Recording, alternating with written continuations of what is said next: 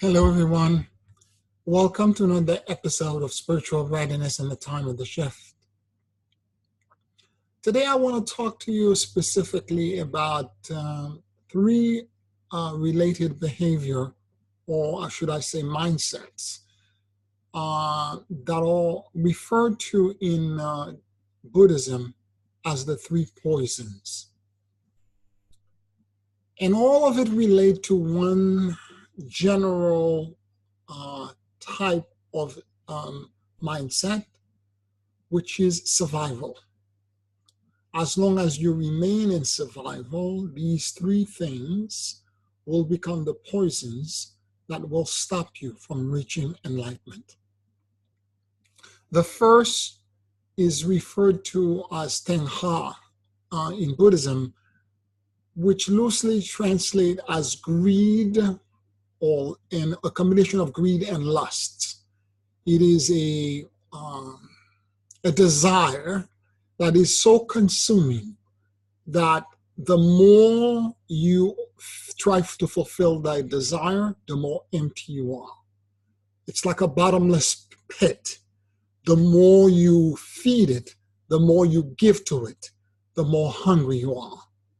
The more you desire, and it could be anything. It could be sex, it could be money, it could be adoration, it could be fame. The more you have it, the more empty you feel, and the more you want it. So that's a loop and a really bizarre circle that's connected typically to severe addictive behaviors. The second poison, and of course, there are solution set that are related to this I will be discussing in a moment. The second poison is hatred. Now, hatred is connected again to survival, and it could be because it's about you thinking suspiciously that the outside has something against you, that everyone is out to get you, and therefore you must somehow overtake others and put your, it's survival of the fittest. You have to do what you have to do in order for you to dominate and control others. Now, that hatred can also turn internal and become self-hate. Hatred that is directed to self on a subconscious level, self-sabotaging events and programs could also be part of that hatred, particularly when there's low self-esteem, low self-worth, and even self-loathing. The third poison, which is actually extremely common, and to a degree or another, all of us on earth have this, is delusion. And it has to do with the fact that what we perceive reality to be is caused by a false interpretation of the facts. There's an old proverb in the Caribbean that says, what you see is right, but what you believe you saw is incorrect. The idea being is that you project onto facts a whole bunch of assumption and conjunction that are completely untrue, and you fabricate an entire narrative and lineage and a linear story that has nothing to do with actuality. And that's very common. To a degree or another, all of us have it. Even the idea of us be connected to a God concept, all of us could have delusion about even the understanding of who we are, what kind of beings we are.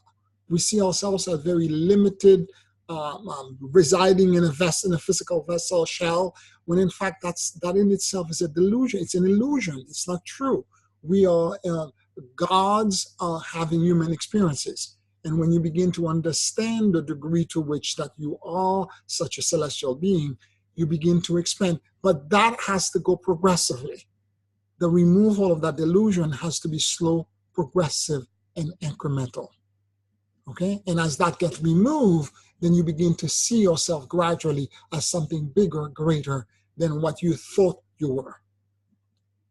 Now, in the light community, there's a lot of that delusion going around. There are lots of light workers who are believing themselves to be one thing or another, And maybe it might be the way for you to initially connect to the light community. If you think you're just, one thing, like an intuitive or a psychic or a medium or whatever it is that you may think that your gifts and your abilities are.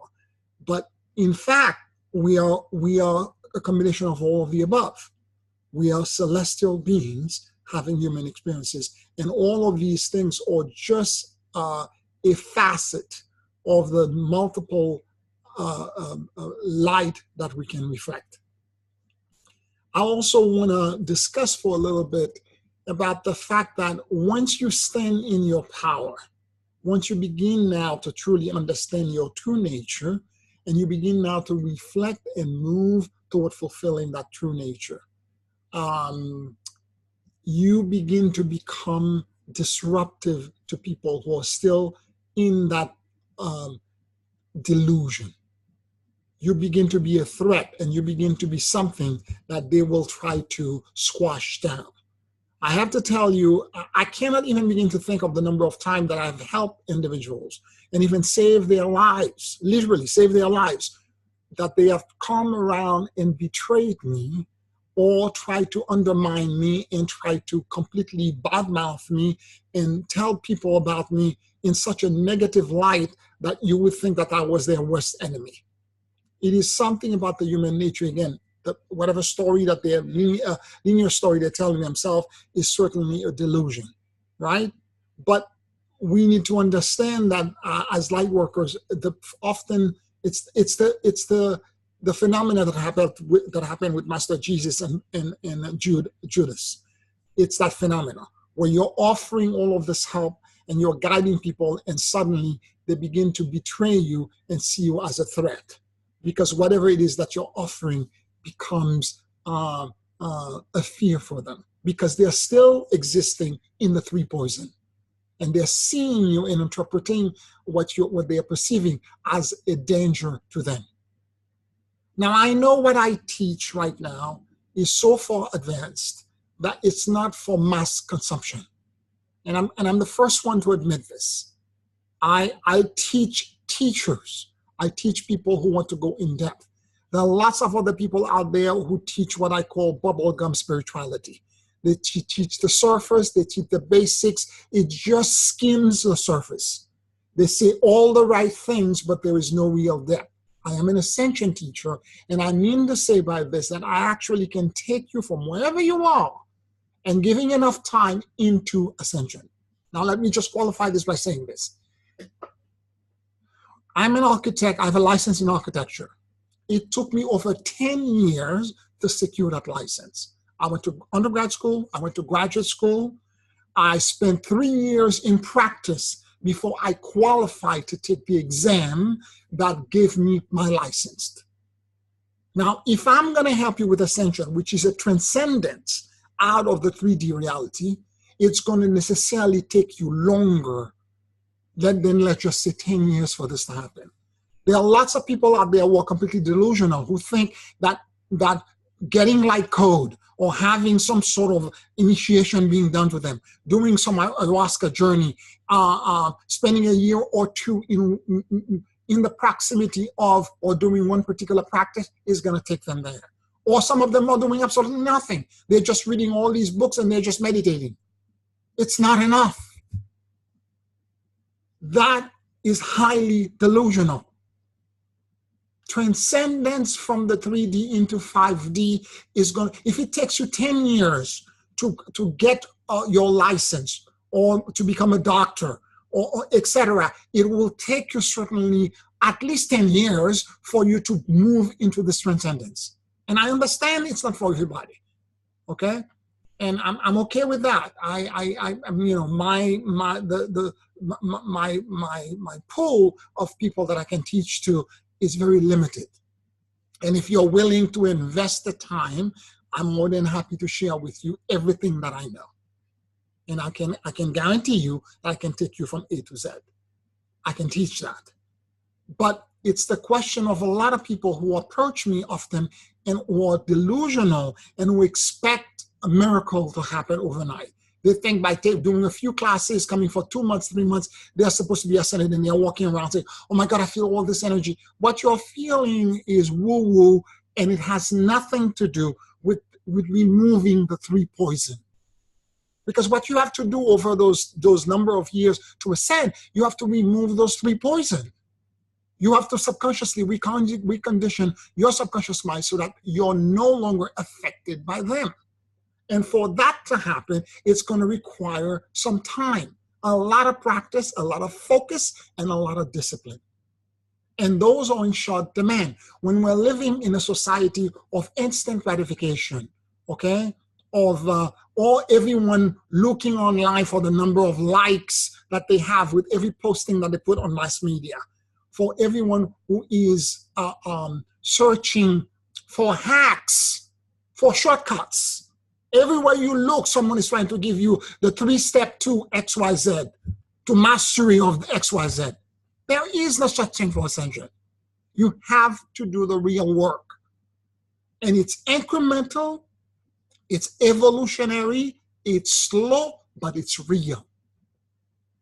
Okay? And as this happens, you begin to evolve into a version of yourself. And by the time the 10th year elapse or more, or multiple lifetime, however long it takes for you to reach ascension, you will not recognize the being that you have become. You will be completely in awe of the transformation in consciousness that occurs. So I encourage those students who are serious about this work. Take a look at my book, A Primer for Ascension. You can find this on Amazon. I'll leave the link below as well. Be aware that the real work requires time and it requires investment in yourself. You're not doing it for anyone else. You're doing this for you. And more importantly, that planetary leadership, which is I teach you planetary leaders. Planetary leadership requires that the leaders are aware of the destination that they're going to. It's like traveling without having a map or a GPS. You could get there eventually, but you're going to be lost for a while. But if you have a map and you know exactly where you're going and you have a sense of the direction, you can get there faster. Okay? I thank you for listening to me.